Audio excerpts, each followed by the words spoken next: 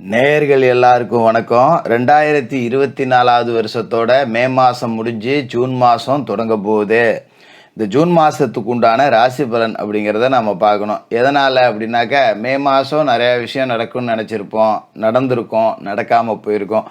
ஆனால் ஜூன் மாதத்தில் இது எல்லாத்தையுமே நம்ம செஞ்சு முடிச்சாகணும், இந்தந்த மாதிரியான வேலைகளை செய்யணும், இந்தந்த விசேஷங்கள் எல்லாம் செஞ்சு முடிச்சிடணும் அப்படின்னு பல திட்டங்கள் அப்படிங்கிறத நீங்கள் வச்சுருந்துருப்பீங்க. அது எல்லாத்துக்கும் சாதகமாக கிரக நிலைகள் இருக்கா, உங்களோட ராசிக்கு இந்த ஜூன் மாதத்தில் என்ன செய்யலாம், என்ன செய்யக்கூடாது அப்படிங்கிறதெல்லாம் நம்ம தெரிஞ்சு வச்சுக்கிறது அப்படிங்கிறது நல்லது. அந்த வகையில் இந்த ஜூன் மாதத்தோட ராசி பலனுக்கு கிரக நிலைகள் அப்படின்னு பார்த்தீங்கன்னா, சூரிய பகவான் ரிஷபராசியிலிருந்து 15ஆம் தேதி மிதுன ராசிக்கு போக போகிறாரு. செவ்வாய் மாதம் முழுக்க மேச ராசியில் தன்னோட சொந்த வீட்டில் ஆட்சியில் இருக்க போகிறாரு. புதன் ரிஷபராசியிலிருந்து 10ஆம் தேதி மிதுன ராசிக்கும் 26ஆம் தேதி கடகராசிக்கும் போக போகிறாரு. சுக்கிர பகவான் ரிஷபராசியிலேருந்து 13ஆம் தேதி மிதுன ராசிக்கு போக போகிறாரு. குரு பகவான் ரிஷபராசியில் மாதம் முழுக்க இருப்பார். சனி பகவான் கும்பராசியில் இருக்கார். 30ஆம் தேதி சனி பகவான் வக்கரம் அடைகிறாரு. இது ரொம்ப முக்கியமான ஒரு அமைப்பு, இந்த சனி பகவானோட வக்கரம் அப்படிங்கிறது. அதே மாதிரி ராகு மீனராசிலையும் கேது கன்னிராசிலையும் இருக்காங்க. இந்த கிரக நிலைகள், ராசி மாற்றங்கள், சனி பகவானோட வக்கர நிலை, இது எல்லாம் சேர்ந்து உங்களோட ராசிக்கு இந்த ஜூன் மாதத்தில் என்ன பலன்கள் கொடுக்க போகுது அப்படிங்கிறத பார்த்துருவோம். மீனராசி நேயர்களே, உங்களுக்கு இந்த ஜூன் மாதம் எப்படி இருக்குது அப்படின்னு பார்த்தோன்னா, மீனராசிக்காரர்களை பொறுத்த வரைக்கும் 7.5 சனியோட ஆதிக்கம் அப்படிங்கிறது நடக்குது. 7.5 சனியில் விரய சனி அப்படிங்கிறதுல நீங்கள் இருக்கீங்க. இதே நேரத்தில் பார்த்தீங்கன்னா, இன்னொரு முக்கியமான விஷயம் அப்படிங்கிறது, ஒரு பக்கம் சனி பகவான் செலவை கொடுத்தாலும் கூட தனஸ்தானத்தில் மேசராசியில் இருந்த குரு கொஞ்சம் பணத்தையும் கொடுத்துக்கிட்டு இருந்தார். அதாவது இங்கிட்டு ஏதோ செலவானாலும் இங்கிட்டு 10 ரூபா பணம் வருதுரா கவலை இல்லைங்கிற மாதிரி. இப்போ குருவும் அங்கேருந்து கிளம்பி 3ஆவது வீட்டுக்கு போயிட்டார். ராசிக்கு 3ஆவது வீட்டில் தான் நிறைய கிரகங்கள் அப்படிங்கிறது மாத தொடக்கத்தில் இருக்குது. அடுத்து பார்த்திங்கன்னா இந்த 10 தேதிக்கு மேலே எல்லாமே 4ஆம் இடத்துக்கு ஒவ்வொரு கிரகமாக போகும். அப்போ இந்த மாதம் அப்படிங்கிறதே ஒரு கலவையான பலனை கொடுக்கக்கூடிய மாதம்தான். ரொம்ப நல்ல மாதம் அப்படின்லாம் சொல்லிட முடியாது. பொதுவாகவே மீன ராசிக்காரர்களை பொறுத்த வரைக்கும் எப்படின்னா, இந்த ராசி பலன் பார்க்குறோம், கேட்டு பார்ப்போம், ரொம்ப கஷ்டமாக இருக்குது, ஏதாவது ஜோசியர் நல்லது சொல்கிறாரா அப்படின்னு கேட்க நம்ம கொஞ்சம் சரியில்லை அப்படின்னு சொல்லிட்டோம்னா, அப்படியே என்னடா நம்ம பிரச்சனையே ஏற்கனவே இப்படி தான் இருக்குது, இதில் இந்த ஆள் வேறு இப்படி சொல்லிக்கிட்டு இருக்காரு அப்படிங்கிற மாதிரி அதை பார்க்குறதே தவிர்த்துருவாங்க. இந்த மாதிரியான காலகட்டத்தில் மனநிலை அப்படி தான் இருக்கும். நல்லது யாராவது சொல்ல மாட்டாங்களா அப்படின்னு தான் தேடும். அதுக்காக நாம் ஆகா ஓஹோ அப்படின்னு சொல்லி பொய் சொல்லி பார்க்க வைக்க வேண்டிய தேவை அப்படிங்கிறது இல்லை. அது ஜோதிட சாஸ்திரத்துக்கு முரணானது அப்படிங்கிறதால நம்ம அப்படி பேச போகிறதும் கிடையாது. எதனால் இப்படி சொல்கிறோம் அப்படின்னா, 7.5 சனி காலகட்டம் அப்படிங்கிறது ஒரு சுமாரான காலகட்டம். அதே நேரத்தில் முக்கிய கிரகங்கள் எல்லாமே ராசிக்கு 4ஆவது வீட்டுக்கு இந்த மாதத்தோட பிற்பகுதியில் ஒன்றா கிளம்பும். அர்த்தாஷ்டம ஸ்தானத்துக்கு கிளம்புது. அப்படிங்கிறப்ப கொஞ்சம் பணப்புழக்கம் வர்ற மாதிரி தெரியும். ஆனால் வந்த அடுத்த நிமிஷமே காசு எங்கே போச்சுன்னு தெரியாது. மாதம் 30 நாள் வேலை செய்கிறேன், ஆனால் சம்பளம் வாங்கினா 4 நாளைக்கு தான் கையில் காசு இருக்குது. 5ஆவது நாள் அந்த காசு எங்கே போகுதுன்னே தெரியல. கடன் வாங்க வேண்டிய சூழல் அப்படிங்கிறது தான் ஒவ்வொரு மாதத்தோட கடைசியிலையும் இருக்குது. அப்படிங்கிற மாதிரி தான் ஓடிக்கிட்டு இருக்கு. அதோட பெரும்பகுதி மீன ராசிக்காரர்களுக்கு பார்த்திங்கன்னா பயங்கரமான சிக்கனவாளிகளாக இருப்பாங்க. உதாரித்தனமாக செலவு பண்ணுறவங்களாம் கூட 10 ரூபா காசு வச்சுருக்கான், நம்ம கையை மூடி செலவு பண்ணுறவங்க நம்மக்கிட்ட காசு இல்லையாடா அப்படிங்கிற மாதிரி ஒரு விதமான சலிப்பு வந்துடும். அப்படிப்பட்ட உங்களுக்கு இந்த மாதத்தோட தொடக்கத்தில் பார்த்திங்கன்னா, சுக்கிர பகவான் ரிஷபராசியில் ஆட்சி பெற்று உட்காந்துருக்காரு. அதாவது ராசிக்கு 3, 8 இந்த 2 வீட்டுக்கு அதிபதியான அவர் 3ஆம் இடத்துல பகை கிரகமான உங்களோட ராசி அதிபதி குரு பகவானோட சேர்ந்திருக்கார்.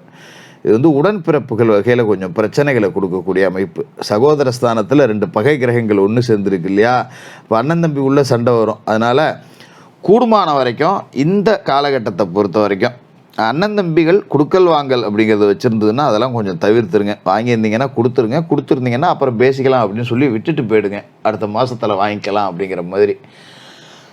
அதே நேரத்தில் ஒரு பூர்வீக சொத்து இருக்குது, பாகம் பிரிச்சுக்க போகிறேன், இந்த மாதிரி பாக அட்டவணை போட்டுக்கிறோம், சொத்தை பிரிச்சுக்கிறோம் அப்படிங்கிற முயற்சிகளில் இந்த மாதத்தில் செய்ய வேண்டாம், விட்டுருங்க. ஏன்னா தேவையில்லாத வாக்குவாதங்கள் வரும், மன கஷ்டங்கள் அப்படிங்கிறது வரும். குடும்பமான வரைக்கும் சகோதரர்கள் கொஞ்சம் பிரிஞ்சிருக்கிறது நல்லது. இல்லைங்க நாங்கள் ஒரே வீட்டில் தான் இருக்கோம், நாங்கள் எங்கே பிரிஞ்சுக்கிறது அப்படின்னா சந்திப்புகளை தவிர்த்துக்கிறது அப்படிங்கிறது நல்லது. அவங்க காலையில் இருக்காங்களா, நம்ம சாயந்தரத்தில் வீட்டுக்கு வருவோம். அவங்க இருக்கிற நேரத்தில் நம்ம இல்லை, நம்ம இருக்கிற நேரத்தில் அவங்க இல்லை. இந்த மாதிரி கொஞ்சம் வெளியூர் பயணங்கள் இது மாதிரியெல்லாம் சகோதரர்களோடு பயணிக்கும்போது கொஞ்சம் சின்ன சின்ன வாக்குவாதங்கள் வந்தாலும் ஒருத்தருக்கு ஒருத்தர் விட்டு கொடுத்து போகிறது அப்படிங்கிறது ரொம்ப நல்லது. அதுமாரி பார்த்திங்கன்னா சுப விரயங்களை கொஞ்சம் செஞ்சிடுறது அப்படிங்கிறது நல்லது. ஏன்னா விரய சனி காலகட்டத்தில் தேவையற்ற விரய செலவுகளை தவிர்க்கணுன்னா நாம் சுப விரய செலவுகள் செய்யலாம். ஒரு கோவிலுக்கு ஒரு நேர்த்தி கடன் வச்சுருக்கேன், ஒரு மொட்டை அடிக்கணும், பொங்க வைக்கணும், இந்த மாதிரி இருக்குன்னா அதை செஞ்சுருங்க.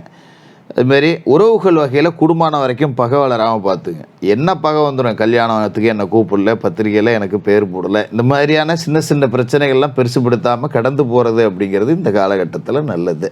புதனும் பார்த்திங்கன்னா ரிஷபராசியில் இருக்கார். 4க்கும் 7க்கும் அதிபதி. அவரும் போய் ரிஷபராசியில் இருக்கும்போது கொஞ்சம் தாய் வழி ஆதரவு அப்படிங்கிறது இருக்கும். என்னதான் நம்ம அண்ணன் தம்பி ஒருத்தருக்கு ஒருத்தர் கத்திக்கிட்டாலும் கூட அம்மா இல்லை பேசாமல் போங்கடா, என்னடா உள்ளே இவ்வளோ சண்டை, விட்டுட்டு போங்கடா ஒருத்தனுக்கு ஒருத்தன் அப்படிங்கிற மாதிரி நம்மளை சமாதானப்படுத்தி நமக்கு ஆதரவாக இருக்கிற மாதிரி நம்மள்கிட்ட பேசி அவங்களுக்கு ஆதரவாக இருக்க மாதிரி அவங்கள்ட்ட பேசி கொஞ்சம் சரி பண்ணி விட்ருவாங்க.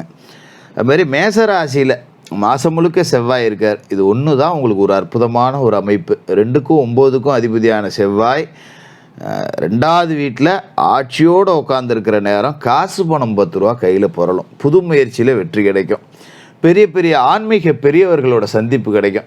என்னதான் கஷ்டம், இவ்வளோ கஷ்டம் இருக்கே, எங்கேயாவது போய் ஜோசியம் பார்க்கலாமா அப்படின்னு, ஜாதகம் பார்க்கலாமா அப்படின்னு தேடுறது, இல்லை பெரிய ஆலயங்களுக்கு போய் வணங்குறது, இந்த மாதிரியான நேரத்தில் சில ஆன்மீக பெரியவர்களோட அருளாசி அப்படிங்கிறது உங்களுக்கு கிடைக்கும். அது ஒரு தன்னம்பிக்கை உங்களுக்கு கொடுக்கும். அதெல்லாம் ஒன்றும் இல்லைப்பா, இப்போ சரியில்லை, பின்னாடி நல்லா இருப்பப்போ அப்படின்னு சொல்லி நமக்கு ஒரு ஆசீர்வாதம் கொடுத்து அனுப்பி வைப்பாங்க. அது நல்லாயிருக்கும். அதுமாதிரி 10ஆம் தேதி புதன் மிதனத்தில் போய் ஆட்சி பெற்று உட்காந்துருவார். சொந்த வீட்டுக்கு 4க்கும் 7க்கும் அதிபதி போகிறார் அப்படிங்கிறது உடம்பு விஷயத்தில் இருக்கிற பிரச்சனை கொஞ்சம் சரியாகும். கடன் சுமை கொஞ்சம் குறையும். அதாவது 7.5 சனி காலகட்டம் அப்படின்னாலே உடம்புல பிணி வந்துடும். விரய சனி காலகட்டத்தில் அங்கே பிடிக்குது, இங்கே பிடிக்குது, திடீர்னு நெஞ்சு வலிக்கிறாப்புல இருக்குது, கை காலெல்லாம் குடையுது, எனக்கு ஏதோ பெருசாக ஆகிடுச்சோ அப்படின்னு சொல்லிட்டு ராத்திரிலாம் தூங்காமல் போட்டு மனசை குடைஞ்சிக்கிறது. எங்கேயோ யாருக்கு ஏதாவது ஒன்றா அது நமக்கும் வந்துருமோன்னு பயப்படுறது. ஃபோன் எடுத்து நோண்டி பார்க்குறது, ஐயோ திடீர்னு வேர்க்குதே, நமக்கு ஏதாவது ஆயிடுச்சா அப்படிங்கிற மாதிரிலாம் யோசித்து பார்க்குறது. அந்த மாதிரியான அந்த தூங்காத இரவுகள் அப்படிங்கிறது இதன் பிறகு சரியாயிடும். எது வந்தாலும் பார்த்துக்கலாம்டா அப்படிங்கிற ஒரு நம்பிக்கை அப்படிங்கிறது கிடைக்கும். அதுமாதிரி சுக்கிர பகவானும் 13ஆம் தேதி மிதன ராசிக்கு போயிடுவார். சுகஸ்தானத்தில் சுக்கிரன் நுழையிற நேரம் நம்ம கொஞ்சம் விழிப்புணர்ச்சியோடு இருக்கணும். ஏன்னா பகை கிரகம் இல்லையா, 13ஆம் தேதிக்கு மேலே அவர் போகிறாரு இல்லையா. அப்போ வீட்டில் கொஞ்சம் விலை உயர்ந்த பொருட்களை விற்க வேண்டிய சூழல் வரலாம், இல்லைன்னா களவு போகிறதுக்கான வாய்ப்பு இருக்குது. அதில் ரொம்ப கவனமாக இருக்கணும். ஏன்னா ராசிக்குள்ளே ராகு வேறு இருக்காருங்கிறத மறந்துடக்கூடாது.